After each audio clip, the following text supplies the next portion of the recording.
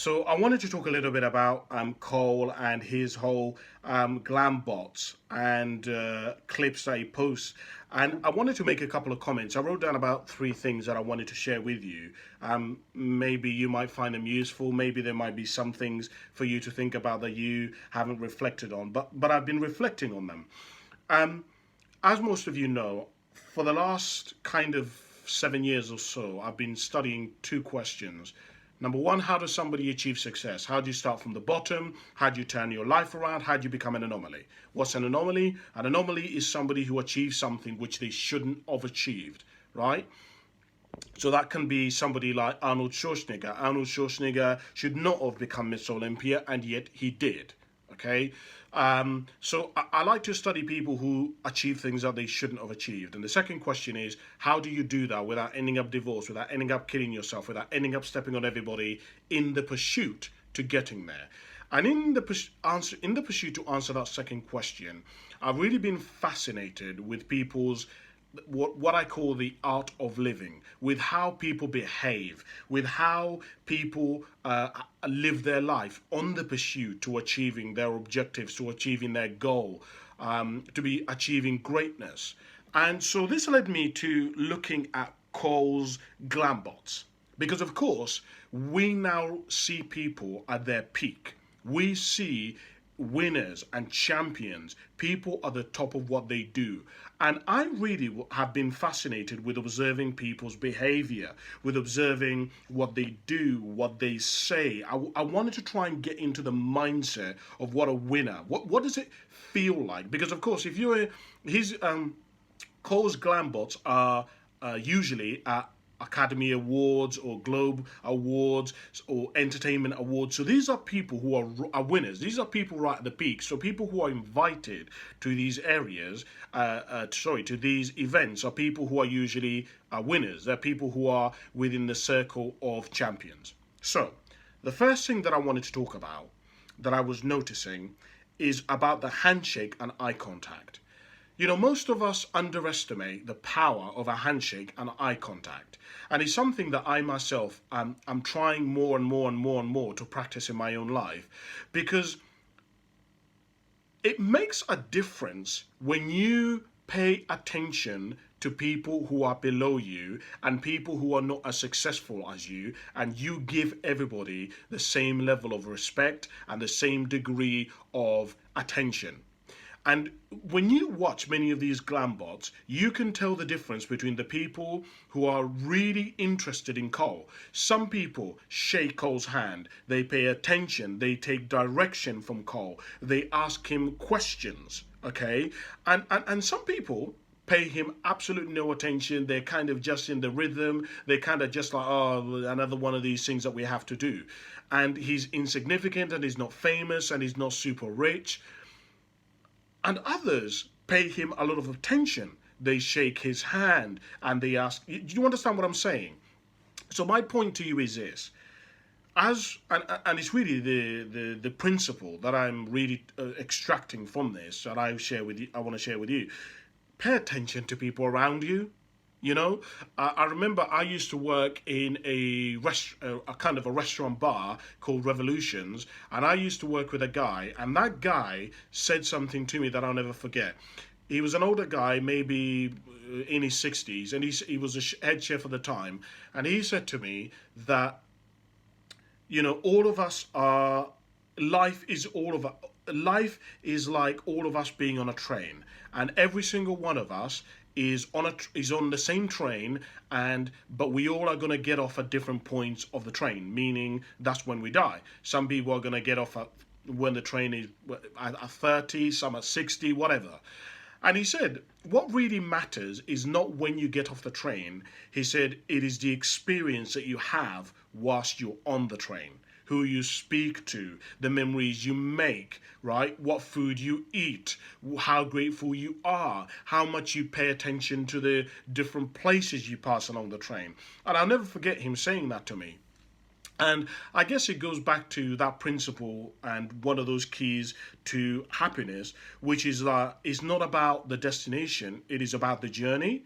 Um, And I love it what Oprah once said, that so much of getting what we want in life is about living in the space of what we don't have.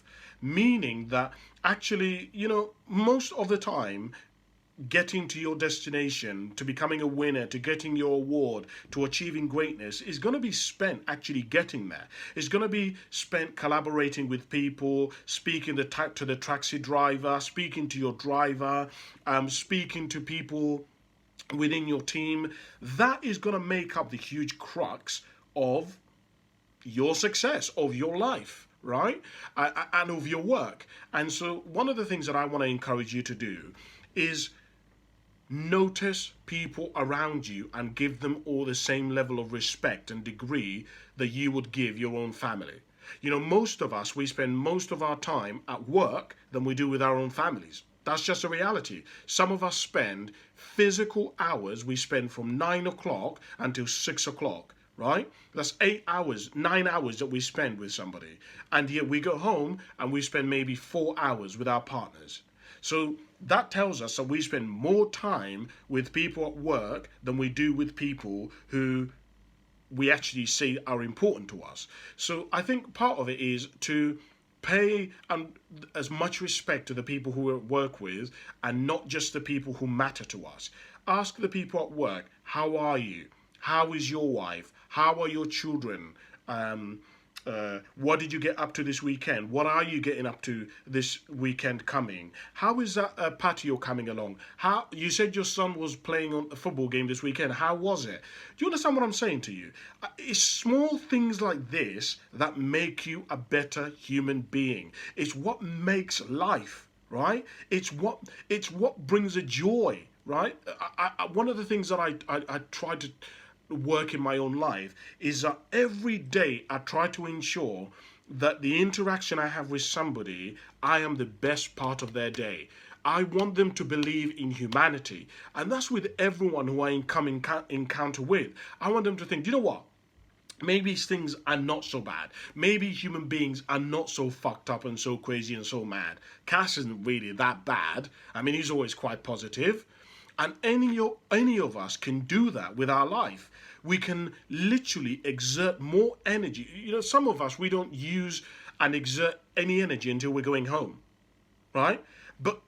And we say we're tired doing our work, but that's not true, because when we come to the end of our shift, we all of a sudden get energy. That tells us we've got energy, we just don't use it.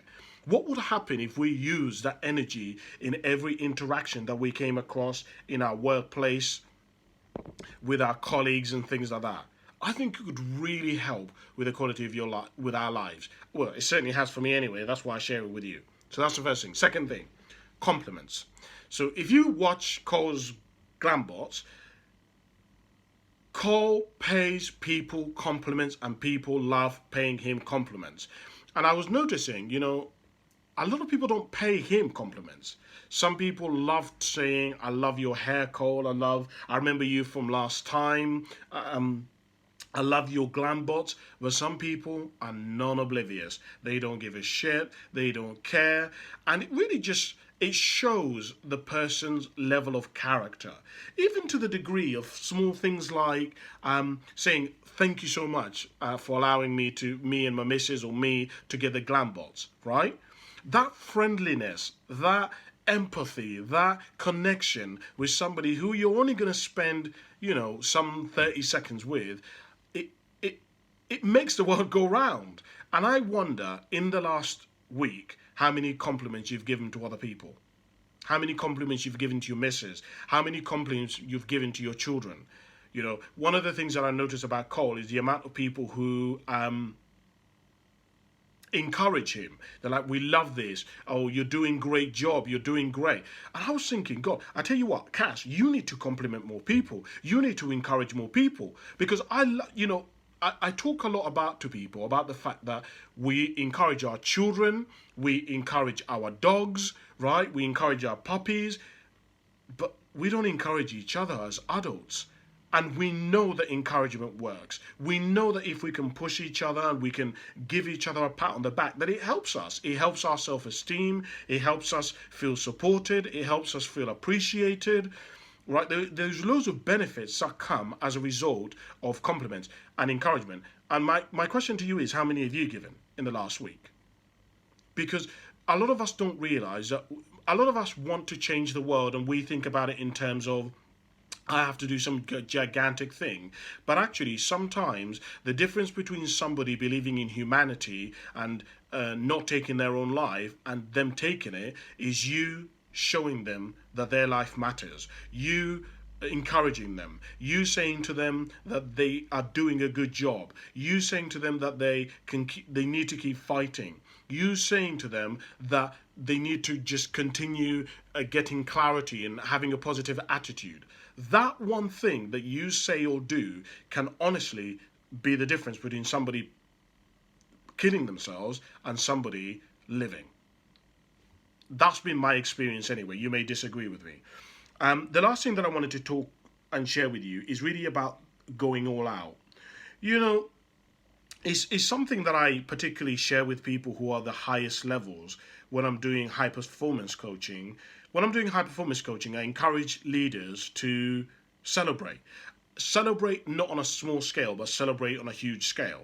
You know, a lot of these individuals who win awards at the Emmys or the Globes or whatever it may be, they, of course, have celebrated with their own family, blah, blah, blah. But they go all out. Okay, they dress themselves up for a ball, they get their hair done, they get the nice fancy car. My question to you is, how much of that do you get done? Because for most of us, those big occasions like that are usually reserved for our wedding. They're usually reserved for when we buy a house. And I wonder what would happen, for example, if you had more of those those medium-sized to big events more consistently in your life, right?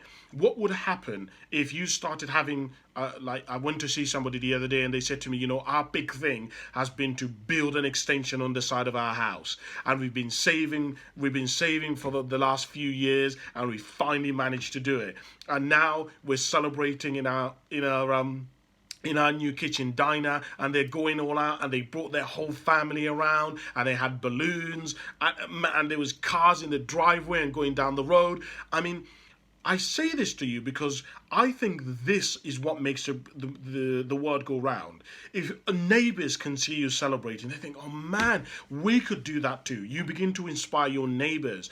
You know, I think there's a certain energy, you start creating community. I don't know, but this is just my experience and what I've noticed.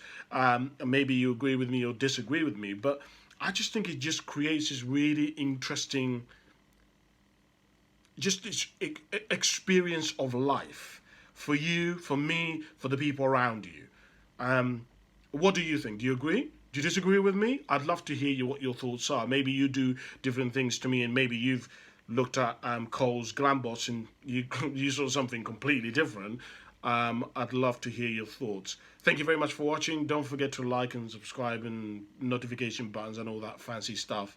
And I'll speak to you soon. Bye for now.